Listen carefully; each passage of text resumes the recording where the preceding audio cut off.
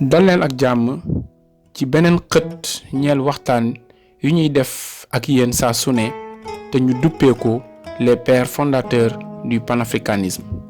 suñu mbind bu tey ñoo ngi koy jagleel fédération du Mali maanaam booloo bi ñu jéemoon a boole suñu réew sabab bi ak jafe-jafe yi ñu jànkonteel ba mujj ci tasaaroo atum 1959 jàpp 1960. atum 1956 loi cadre bi nga xam ne ki ko xalaat moo ngi tudd Gaston Denfer te mu waroon a tasaare réewu l'Afrique yi def ko ay dëkk yu ndaw néew doole teg ci wéeru ci dëkku France. loi cadre boobule dafa indi ay wuute ci diggante njiitu réewu l'Afrique yi. ci biir RDA daanaka mboolem njiitu l'Afrique yi li doonoon seen gis-gis mooy suñu réew yi moom seen bopp maanaam jot seen l'indépendance ca saasa. waaye njiitu RDA bu Côte d'Ivoire te mu doonoon Félix Houphouët-Boigny moom dafa taxaw tem ngir ñu wéyal loi cadre bi donte ñi nga xam ne seen xeex moo doon boole réewu l'Afrique yi artu woon nañu ni loi cadre bi bokk na ci lu nar a gën a tasaare réewu l'Afrique yi. gannaaw woote tànn ci diggante waaw wala déet di référendum bi amoon ci atum 1958 ci la xalaatu taxawal fédération maanaam boole suñu dëkk yi juddoo. ci noonu la réewu Soudan ba woon tudd tey Mali, Sénégal, Haute-Volta di Burkina Faso ak Dahomey taxawal fédération du Mali ànd ak constitution maanaam mbind boo xam ne ci la ñuy tënk naka la ñuy doxalee réew moomu di ay réew yu ñuy boole tuddee ko fédération du Mali. mu desoon ñu jaarale charte ndayu réew boobu di constitution ba ca assemblée législative di penc mi boole woon dëkk yooyu ngir mën koo wéyal. waaye réew mi di France ànd ak njiitu réew bu Côte d'Ivoire ba woon di Félix Houphouët-Boigny ak ku ñuy wax Jacques Foccart nga xam ni moom la France daan yebal ngir muy jaxase suñu réew yi def ay pexe ba réew bii di Haute-Volta maanaam Burkina Faso ak Dahomey génn ci fédération bi maanaam yitte bi ñu amoon ngir boole suñu réew. mu des réewu Sénégal ak Soudan ba woon di Mali tey. gannaaw ba ñu wéyalee charte ndayu réew moomu di ñaari réew yu ñu boole député ya di ndawal réew bu Sénégal ak bu Soudan tànn Léopold Sédar Senghor ngir mu nekk njiitu ñaari réew yooyu ñu boole toftal ci moom Modibo Keïta ngir mu jiite gouvernement ba teg ci Mamadou Dia mu topp ci moom di vice président ba. ñetti fan ci weeru avril atum 1960 ci lañu siife l'indépendance bu fédération bu Mali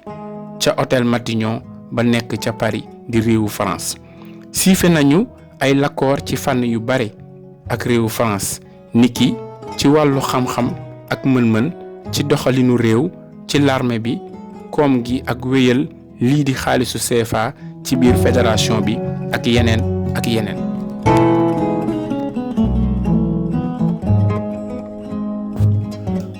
waaye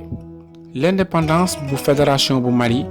du dëggu lu dul gannaaw ba ñu wéyalee lu ñu siife ak réewum France ci pencu ndawal réew bu fédération bu Mali ak bu France. ñaar fukki fan di 20 juin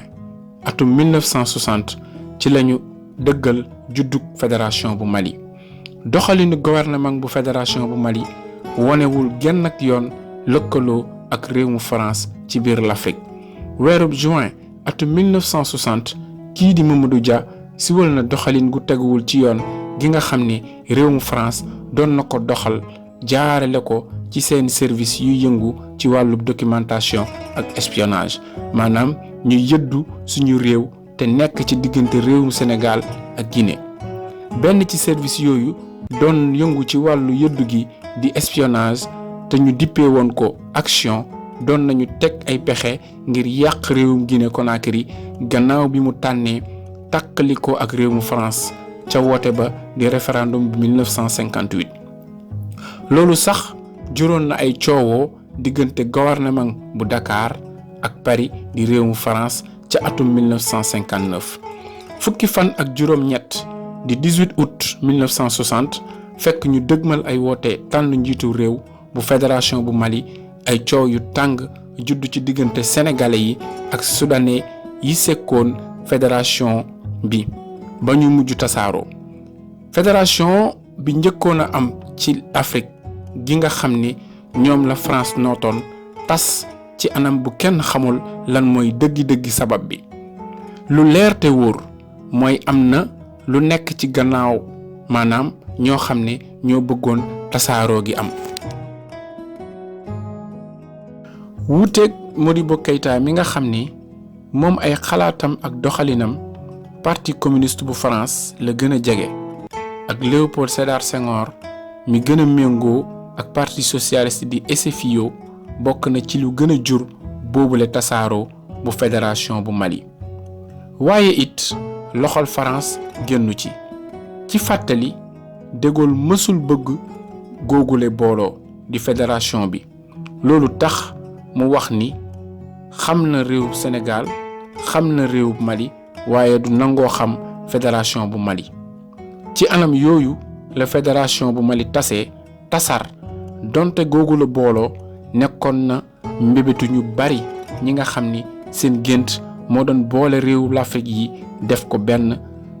ñu ci mel ni Haïlé Sélassie Kwame Nkrumah Sékou Touré ak ñeneen gannaaw loolu Sénégal jël l'indépendance am ñaar fukki fan di 20 juin atum 1960 réewum Soudan soppi turam def ko République du Mali ñaar fukki fan ak ñaar di 22 septembre atum 1960